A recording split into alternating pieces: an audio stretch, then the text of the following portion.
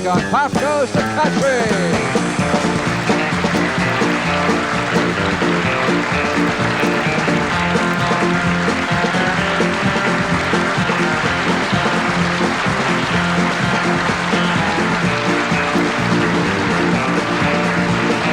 Here at Opryland, join me in welcoming Mr. and Mrs. Johnny Cash to Pop Goes the Country.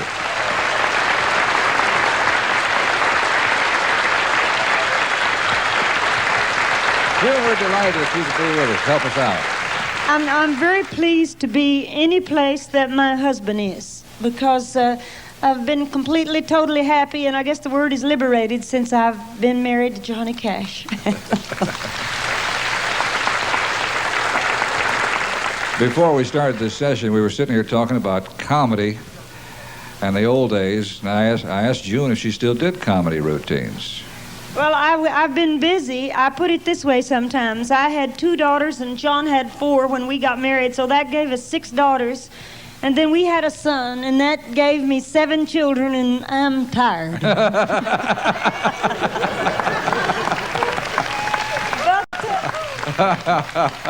I still do, on occasion, some comedy.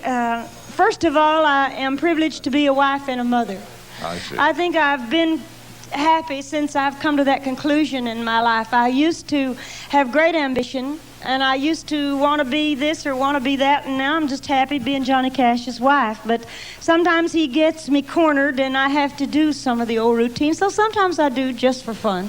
John is... I know you told the audience about your autobiography, The Man in Black. I wondered if June helped you write that. No, she, not really. I wrote it all myself. I checked a few things out with her, you know. Yeah. Got her opinion on some of the things I was writing, but it's a book that I hand wrote this entire book on notebook paper over a period of 9 months. And it is an autobiography. It's kind of a spiritual odyssey as well, from the earliest things I can remember. It'll be published in August, but I did write it. But of course, she was a great inspiration, as she is for anything I do. But you know, talking about the comedy she used to, she's still the funniest comedian I've ever known. And I've been a fan of hers since I was about that tall.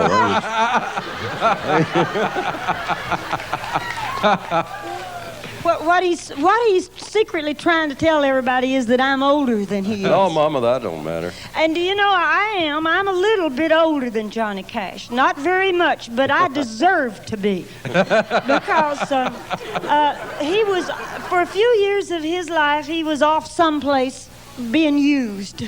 Oh, Mama.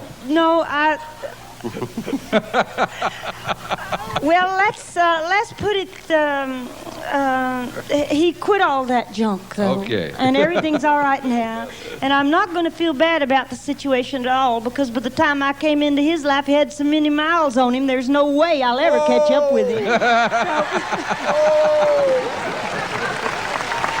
Hey!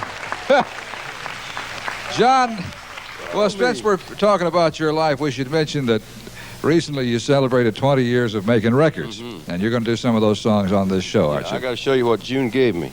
It's a gold cross she had made for me. It's got 20 little diamonds on it, and then in the center there's a Star of David on the cross, and in that Star of David are 7 diamonds for our 7 children. She designed it and had it made for me. I just had to show it off. I'm so proud of it. John, I know the story goes that you and Marshall and Luther, who were automobile mechanics, got together, and you were gospel singers, or you were a gospel singer at first, weren't you?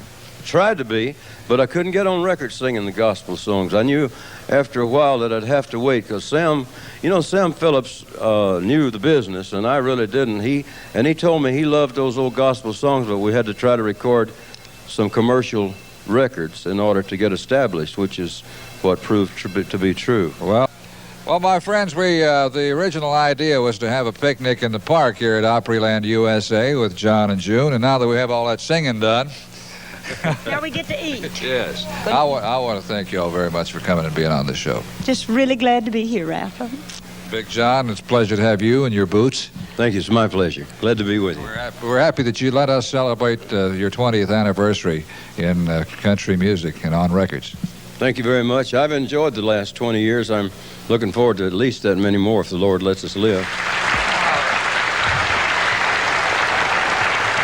We're going to have, what is it, 1, 2, 3, the Tennessee Five today play us off with a song based on a street in Memphis where John started recording called 706 Union Avenue. My friends, thank you very much for watching our show. We'll see you next week on Pop Goes the Country.